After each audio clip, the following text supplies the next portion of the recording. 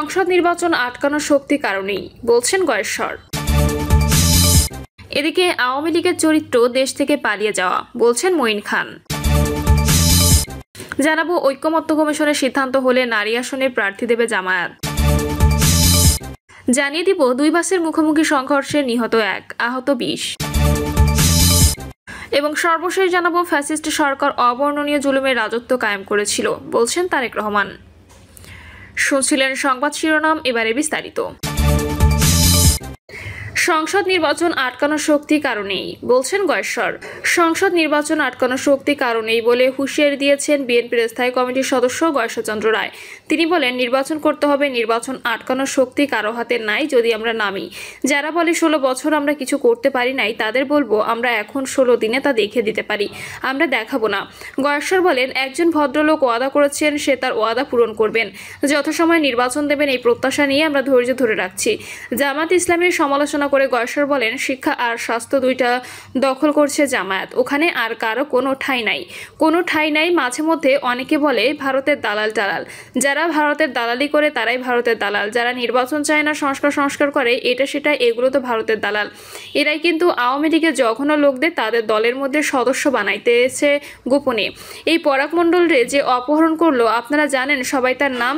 সে এখন শুনি জামায়াতের নেতা। এখন জামায়াত কি জিনিস আপনারা একটু চিনে রাখেন। মাদক ও অস্ত্রমুক্ত কেরানীগঞ্জ গড়ে তুলতে উন্নয়নের একটি বৃহৎ পরিকল্পনা প্রণয়ন করার কথাও জানায় গয়েশ্বর।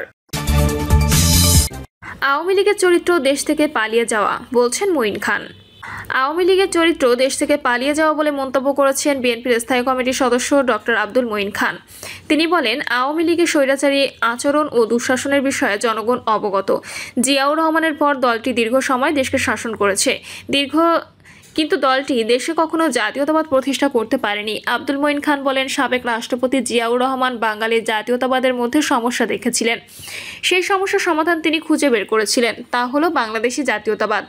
জিয়াউর রহমান সব ক্ষেত্রে জাতীয়তাবাদী নীতি মেনে দেশকে এগিয়ে নিয়েছিলেন। তিনি আরও বলেন, জিয়াউর রহমান দেশ থেকে একদলীয় স্বৈরতন্ত্রকে উৎখাত করে বহুদলীয় গণতন্ত্র প্রবর্তন করেছেন, ভিন্ন মতকে উৎসাহিত করতেন তিনি।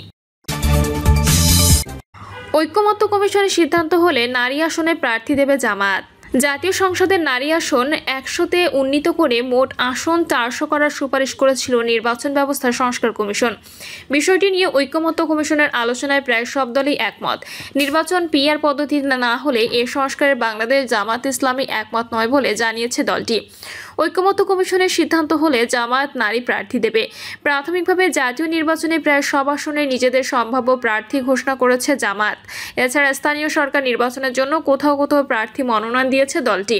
কোথাও সম্ভাব্য নারী প্রার্থী ঘোষণা করেনি দলটি। নতুন করে জাতীয় নির্বাচনে 100 নারী আসনে নির্বাচনের ক্ষেত্রে সরাসরি ভোটের আলোচনায় জামায়াত আংশিক মত দিয়েছেন। এক্ষেত্রে শর্ত দিয়েছে পিআর পদ্ধতিতে নির্বাচন হতে হবে। দলটি নেতাদের দেওয়া তথ্যে জানা যায়, বাংলাদেশ জামায়াত ইসলামী ধর্মভিত্তিক রাজনৈতিক দল হওয়ায় নারীরা অন্য দলের মতো নারী পুরুষ সবার মাঝে কাজ করেন না। নারী শাখার কর্মীরা নারীদের মধ্যেই কাজ করেন। এছাড়া ভোটের সময় নারী পর্যায়ে প্রচারণা চালায়।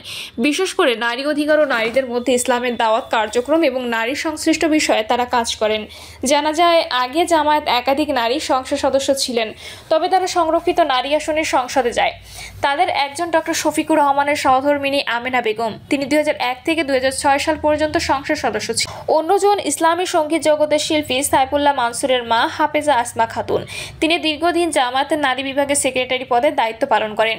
এছাড়া সুলতানা রাজিয়া অষ্টম জাতীয় সংসদের নারী আসন 33 থেকে জামায়াতের মনোনীত সংসদ সদস্য ছিলেন। স্থানীয় নির্বাচনের ক্ষেত্রে সংরক্ষিত নারী পদগুলোতে জামায়াত আগেও অংশ নিয়েছিল বলে জানিয়েছে দলটি। ছাত্র শিবিরের সাবেক কেন্দ্রীয় সভাপতি জামায়াতের নির্বাচন বিভাগের সদস্য ও কুমিল্লা 10 আসনে মনোনীত প্রার্থী মোহাম্মদ ইয়াসিন আরাফাত বলেন, সংরক্ষিত নারী আসনে যদি নির্বাচন অনুষ্ঠিত হয় তাহলে জামায়াত অবশ্যই প্রার্থী দেবে। তবে এখনও বিষয়টি ঐকমত্য কমিশনের আলোচনার টেবিলে আছে। এ বিষয়ে সিদ্ধান্ত হলে সে অনুযায়ী ব্যবস্থা নেওয়া হবে।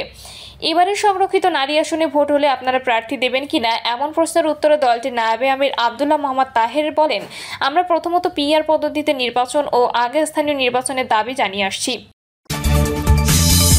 2টি বাসের মুখোমুখি সংঘর্ষে নিহত 1, আহত 20। সিলেটের ওসমানীনগরে দুই বাসের মুখোমুখি সংঘর্ষে রাজু নামের এক যুবক নিহত হয়েছেন। এই দুর্ঘটনায় আহত হয়েছেন উভয় বাসের অন্তত আরও 20 যাত্রী। ভোর 6টার দিকে উপজেলা দয়ামির ইউনিয়নের কুরুয়া বাজার এলাকায় সিলেট ঢাকা মহাসড়কে এই দুর্ঘটনাটি ঘটে।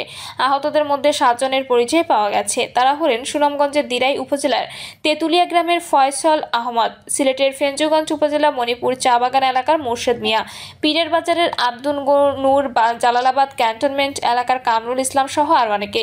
পুলিশ ও প্রত্যক্ষদর্শী সূত্রে জানা যায়, ঢাকা থেকে সিলেটের উদ্দেশ্যে ছেড়ে আসা এনা পরিবহনের একটি বাস, অন্যদিকে সিলেট থেকে ঢাকার উদ্দেশ্যে ছেড়ে যায় ইউনিক পরিবহনের একটি বাস।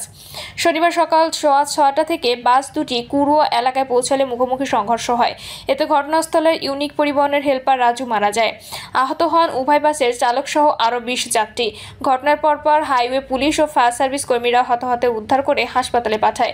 শেরপুর হাইওয়ে থানার ওসি আবু তাহের দেওয়ান বলেন, লাশ উদ্ধার করে ওসমানী মেডিকেল কলেজ হাসপাতালে পাঠিয়েছে। বাস দুটিকে রাস্তা থেকে সরিয়ে যান চলাচল স্বাভাবিক করা হয়েছে।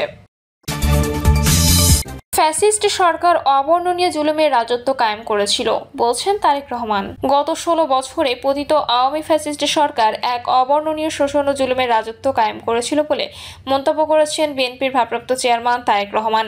এক বাণীতে তিনি এ মন্তব্য করেন। বিএনপির ভারপ্রাপ্ত চেয়ারম্যান বলেন, গত 16 বছরে পতিত আওয়ামী ফ্যাসিস্ট সরকার সকল ভাওতাবাজি নির্বাচন, মানুষের ভোটাধিকার হরণ, গুম, বিচার বহির্ভূত হত্যা, সন্ত্রাস, হানাহানি ও দেশের টাকা বিদেশে পাচার সহ এক অবর্ণনীয় শোষণ ও জুলুমের রাজত্ব কায়েম করেছিল।